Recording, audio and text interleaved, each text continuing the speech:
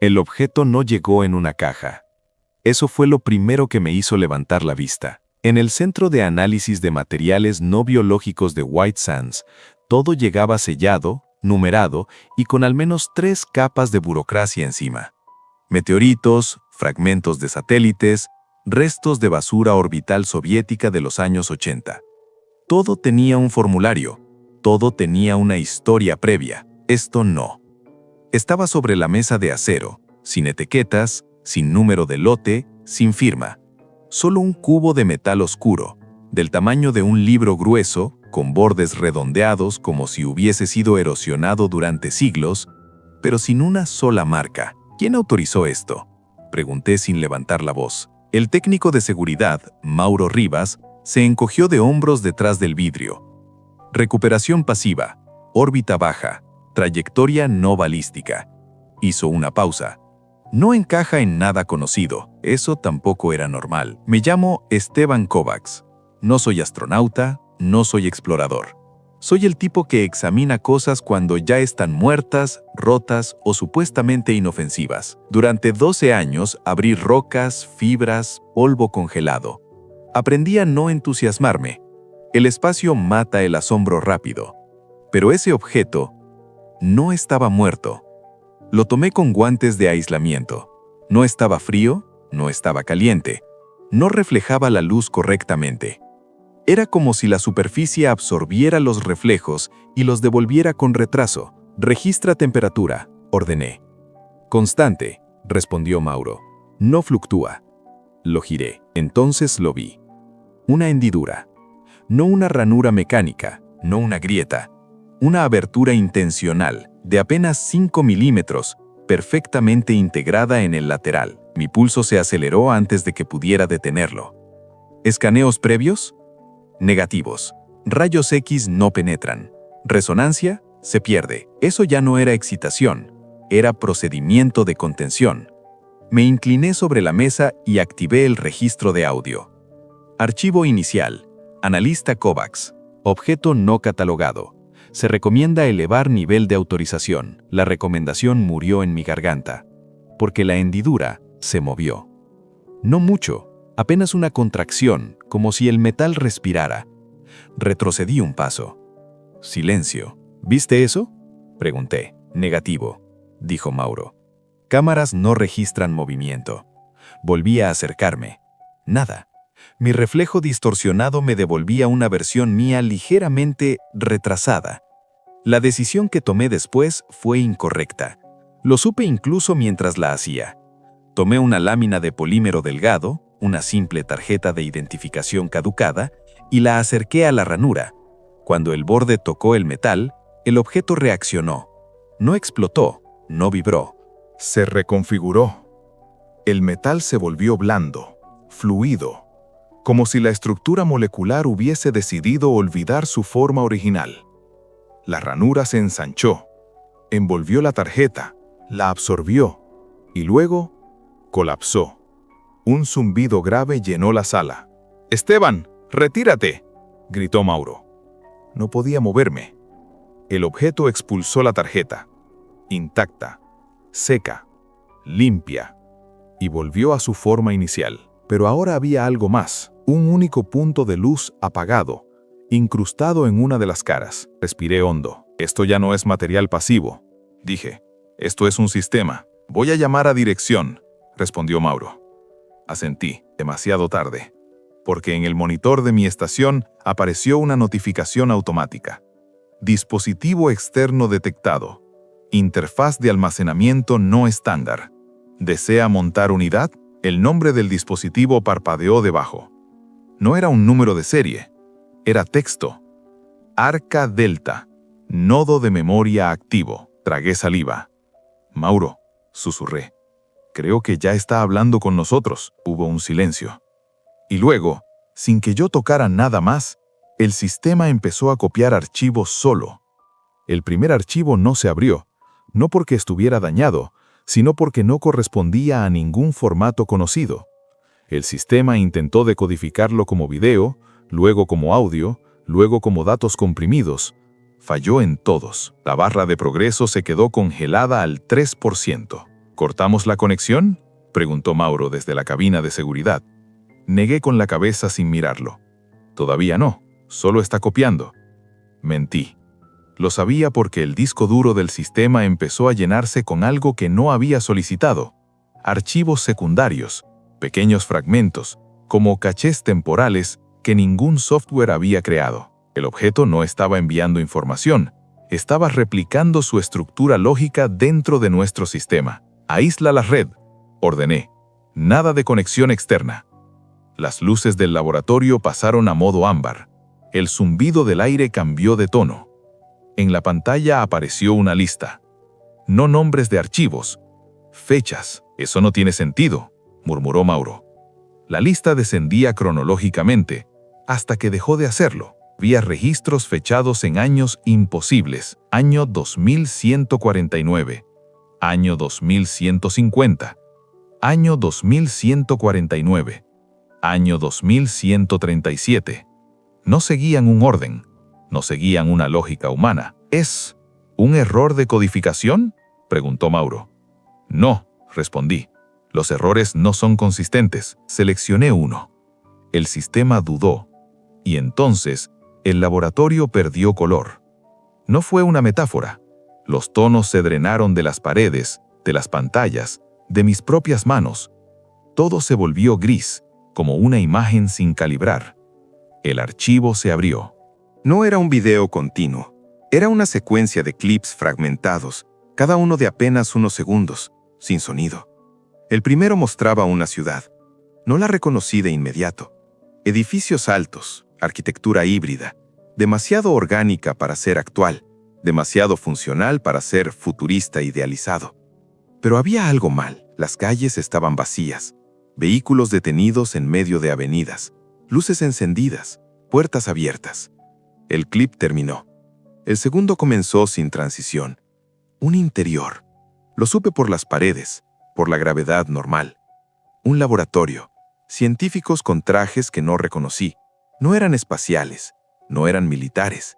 Eran modulares, como si cada pieza pudiera reemplazarse. Uno de ellos se volvió hacia la cámara. Su rostro estaba parcialmente borroso, como si el archivo no quisiera fijarlo. Pero sus ojos estaban demasiado enfocados. Sentí una presión detrás de los globos oculares. El clip terminó. «Esteban», dijo Mauro en voz baja, «el reloj del sistema acaba de cambiar». Miré la esquina inferior de la pantalla. La hora parpadeaba. No avanzaba, retrocedía. «Corta alimentación», ordené. Mauro accionó el interruptor. Nada pasó. El tercer clip se abrió solo. Esta vez había audio, estática al principio. Luego respiración. Una voz apareció entre el ruido, distorsionada, fragmentada, pero humana. «Si estás viendo esto, entonces la contención falló». Tragué saliva. La voz no sonaba desesperada, sonaba agotada.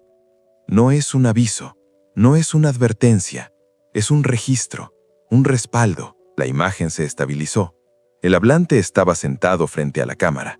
Su rostro seguía borroso, pero el entorno era claro. Un espacio subterráneo, paredes reforzadas, luces de emergencia. «No hay viaje en el tiempo», dijo la voz, como si respondiera a una objeción. «Si alguien te dijo eso, mintió. No descubrimos cómo enviar cosas al pasado». La respiración se volvió irregular. Descubrimos cómo dejar cosas atrás. El archivo se interrumpió. El laboratorio recuperó el color de golpe. Sentí náuseas. «¿Qué carajo fue eso?», dijo Mauro en voz baja. No respondí, porque en la lista de archivos había aparecido uno nuevo, con la fecha de hoy y un nombre distinto a todos los demás. Estado de observación activo. El punto de luz del objeto en la mesa se encendió por primera vez y el sistema emitió un solo mensaje, seco, sin dramatismo. Interfaz biológica identificada. Compatibilidad parcial confirmada. «Esteban», dije lentamente, «¿te sientes bien?» «Sí», respondió. «¿Por qué?» Lo miré a los ojos a través del vidrio. Porque yo no. Sentía un hormigueo en las manos. No dolor, no mareo. Algo peor. La sensación de que algo dentro de mí estaba siendo leído. El hormigueo no se fue. No aumentó. No se volvió dolor. Eso fue lo inquietante. Era constante, regular, como un pulso que no pertenecía a mi cuerpo, pero había decidido usarlo. ¿Esteban? La voz de Mauro sonó lejana. Tu ritmo cardíaco se disparó. Miré el monitor biométrico reflejado en el vidrio. Tenía razón. Estoy consciente, respondí. No desconectes nada. Eso no es un protocolo. Lo sé. El objeto seguía inmóvil sobre la mesa de aislamiento. Negro, liso, sin marcas. La luz en su superficie no parpadeaba. Permanecía fija, como un indicador que ya había tomado una decisión. En la pantalla principal, el mensaje había cambiado. Compatibilidad parcial. En curso. Recalibrando interfaz. ¿De interfaz de qué?, murmuró Mauro. No contesté, porque el sistema secundario acababa de abrir un archivo nuevo. No estaba en el disco, estaba en mi estación. El archivo no tenía extensión. Al abrirlo, no apareció imagen ni texto, solo una serie de valores que cambiaban lentamente, frecuencias, amplitudes, patrones que reconocí de inmediato. Eso es, empecé a decir. ¿Telemetría?, aventuró Mauro. Negué con la cabeza. No, es actividad neuronal. Sentí un nudo en el estómago. ¿De quién?, preguntó. No quise responder, porque los valores coincidían demasiado bien con los registros de mi propio escáner cerebral, tomados años atrás durante un estudio de estrés cognitivo. No eran idénticos. Eran una aproximación, como si algo estuviera aprendiendo el contorno general y afinándolo en tiempo real. El sistema no tiene acceso a eso, dijo Mauro. Esos datos están en servidores cerrados. Lo estaban. El objeto emitió un sonido apenas audible. No un pitido, no un zumbido. Un clic. Seco. Final. En ese instante, el hormigueo cambió. Se desplazó. Desde las manos al pecho. No presión, no ardor. Una sensación de ajuste, como cuando una férula se acomoda sobre un hueso roto que no sabías que estaba mal. Esteban, dije despacio, necesito que me digas exactamente qué estás viendo. Hubo una pausa. Estoy viendo... Tragó saliva. Estoy viendo que el objeto dejó de comunicarse con los sistemas. Entonces, su voz bajó. Está comunicándose contigo. No escuché voces. Eso habría sido fácil de descartar como estrés. Lo que ocurrió fue peor. Comencé a recordar cosas que no había vivido. No imágenes completas. Fragmentos. Un pasillo demasiado largo. Un cielo sin estrellas. Un símbolo grabado en metal, repetido hasta el desgaste. Cada fragmento venía acompañado de una certeza incómoda. Esto es relevante. No es información, susurré. Es contexto. El archivo en pantalla cambió otra vez. Ahora mostraba un mapa, no de la Tierra, un entramado de nodos, líneas, capas superpuestas. Algunos nodos estaban apagados, otros activos. Uno parpadeaba. ¿Qué representa eso?, preguntó Mauro. Mi boca respondió antes que yo pudiera pensar. Estados de ocupación. Me quedé en silencio. ¿Ocupación de qué?, insistió. Tragué saliva. De realidades viables. Mauro no se rió. Eso me asustó más que cualquier otra cosa. Esteban, ¿cómo sabes eso?, no respondí, porque el nodo parpadeante acababa de cambiar de color, y el sistema lanzó una nueva alerta. Inmunidad. Confirmada. Origen. Variante no optimizada. Riesgo. Alto. ¿Inmunidad a qué?, preguntó Mauro, ahora claramente nervioso. Cerré los ojos un segundo. Cuando los abrí, el laboratorio ya no se veía igual. No estaba distorsionado, no estaba alucinando. Simplemente había capas. Podía ver el espacio entre los objetos, las pequeñas inconsistencias, las zonas donde la realidad parecía menos definida, como una imagen comprimida en exceso. No soy inmune, dije finalmente. Soy incompatible. El objeto volvió a emitir el clic, y esta vez sentí algo romperse dentro de mí. No hueso, no músculo, un recuerdo. Olvidé el nombre de mi madre. El pánico llegó tarde. «Mauro», dije con dificultad, «¿puedes decirme algo personal? ¿Algo que solo tú sepas?» «¿Qué?» «Ahora. Mi hija», respondió sin pensar, «se llama Lucía. Cumple 8 en mayo». Asentí lentamente. «Bien, aún funciona». «¿Qué cosa?» No contesté, porque en la pantalla el archivo de fecha hoy se estaba actualizando en tiempo real y mostraba una estimación.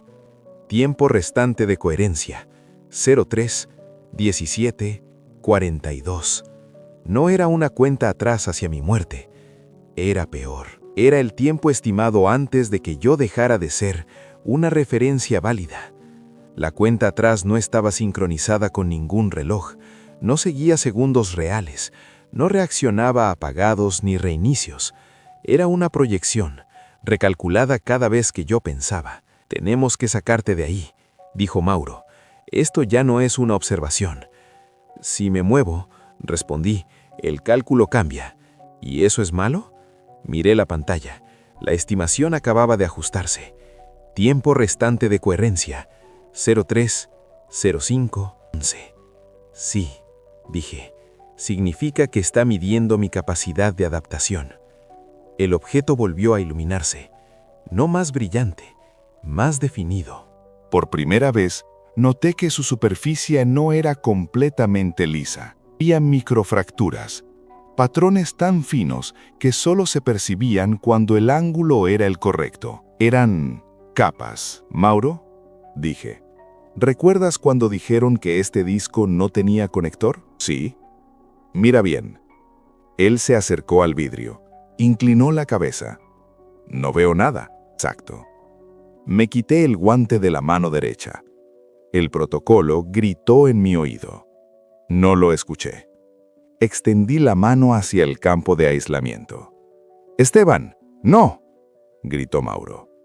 El objeto reaccionó antes de que lo tocara. Una de las microfracturas se abrió. No como una puerta, como un ajuste. Sentí un pinchazo seco en la yema del dedo. La piel no se rompió, pero algo atravesó la barrera térmica del guante residual. El monitor biométrico explotó en alertas. «Presión parcial alterada. Actividad neuronal fuera de rango. Patrones no humanos detectados», grité. No por dolor, porque entendí. No era un mensaje enviado desde el futuro. Era un respaldo. Cuando una realidad colapsaba, cuando su configuración dejaba de ser viable, algo quedaba atrás. No personas, no ciudades, estructuras de decisión. El disco no contenía la historia de la extinción. Contenía el manual para repetirla. «Esteban, retira la mano», ordenó Mauro. «Ahora». No podía. Algo se estaba integrando. No al cuerpo, a los recuerdos. Vi fragmentos con una claridad brutal. Un planeta cubierto de estructuras negras, no construidas, sino crecidas. Seres humanos con implantes no por mejora, sino por alineación. Niños incapaces de imaginar cosas que no fueran útiles. Y siempre, en segundo plano, el mismo objeto. No como una máquina, como una semilla. «No es un virus», dije entre dientes, «un estándar». El objeto no nos invadía, nos evaluaba. La cuenta atrás cambió de nuevo. Tiempo restante de coherencia, 01-2209. Mauro golpeó el panel de emergencia. «Voy a cortar energía del módulo completo. Si lo haces», dije, «perderemos la única copia coherente». «¿De qué demonios hablas?», lo miré. Por primera vez desde que empezó todo, lo miré sin capas, de mí. El archivo de hoy se había expandido. Ahora contenía subcarpetas. Sincronización, residuos, descarte. Una de ellas parpadeaba. Exportación. «Mauro», dije con calma forzada, «escúchame con atención. El disco necesita una referencia incompatible para fijar su información. Alguien que no encaje del todo. ¿Y tú eres eso?». Negué. «No, yo soy el error de lectura». El objeto necesitaba algo más. Alguien que no estuviera siendo observado. ¿Tú? Mauro retrocedió un paso. «No, no te va a matar», dije. te va a usar como punto ciego. No entiendo. Nadie entiende hasta que es tarde. La alarma de coherencia sonó por primera vez. Un sonido bajo, profundo, que no salía de ningún altavoz. Salía de las paredes. El disco no se activa con tecnología, continué.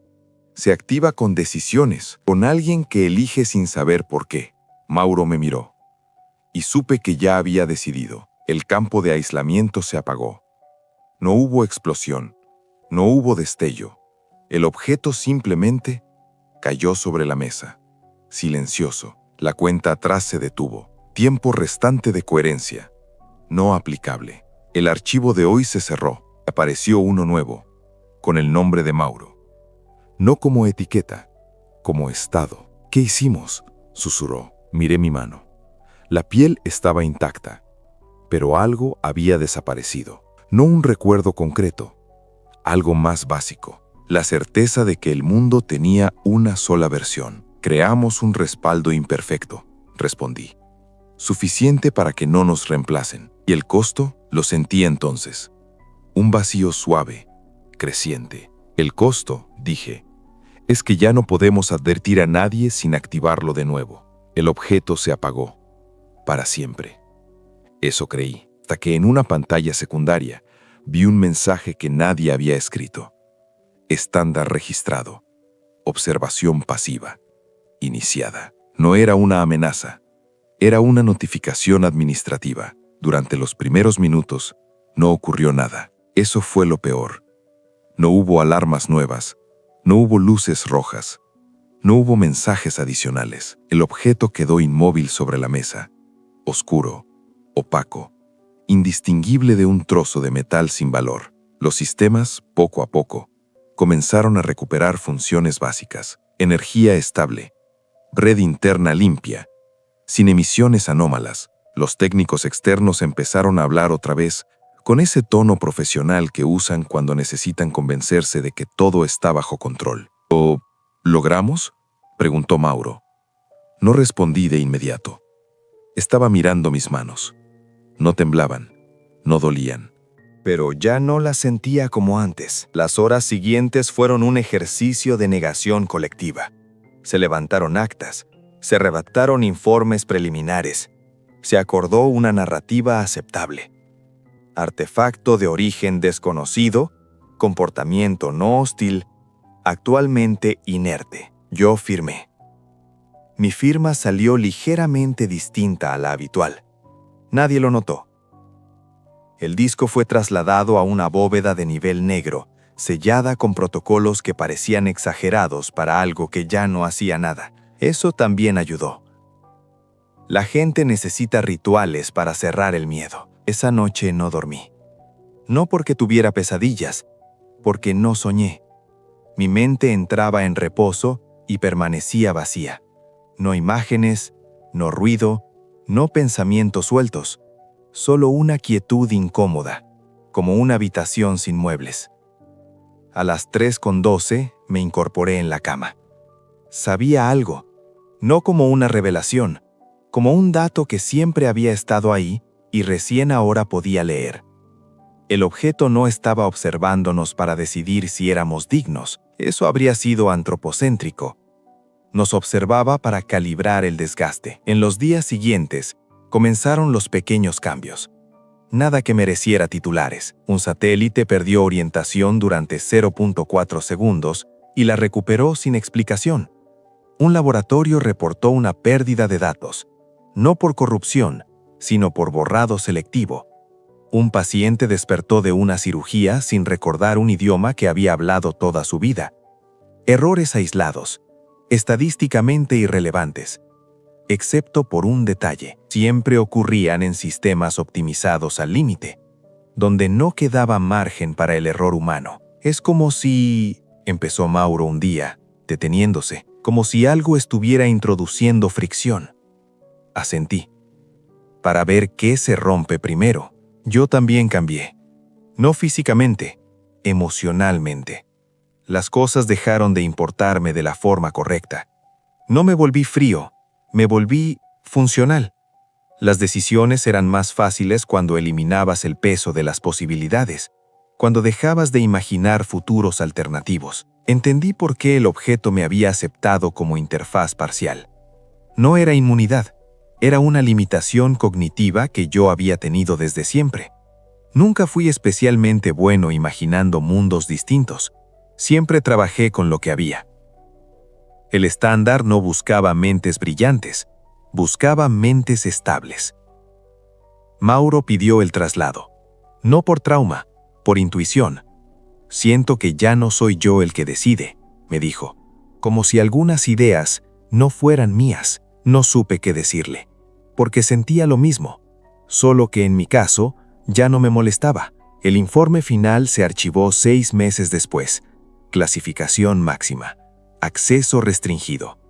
Una nota añadida al final, escrita por un comité que no entendió del todo lo que había pasado. No se recomienda intentar destruir el artefacto.